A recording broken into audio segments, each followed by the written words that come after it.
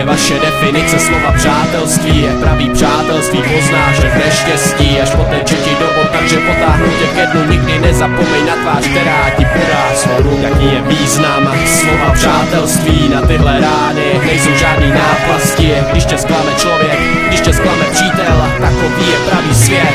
Vítej. Vzpomínám na ty krásné časy, co se staly, které už jsou za mnou, na pořád budou tam, kde jsou v mé paměti. Nezapomínám na ty krásné časy, které jsem prožil s člověkem, co jsem zažil. Bych mohl vyprávět klidně do večera, ale ne, tyhle slova by k tomu stejnak nestačila. Vzpomínka je silnější než celá tahle věta. Vidím čas na konci světla, je tahle cesta, i když jenom jedna cesta pořád vede ke srdci, kde je spousta emocí, kde to bolí, kde je tma. Jenom vzpomínka může být jediná tvá záchrana, ke kterému moje srdce má, proto se teď povídá, píše a vzpomíná na ty lidi, co jsou už dávno za mnou, který mě odsuzujou a nevědí, co je přede mnou. Ale tyhle lidi moje slzy nepotřebují.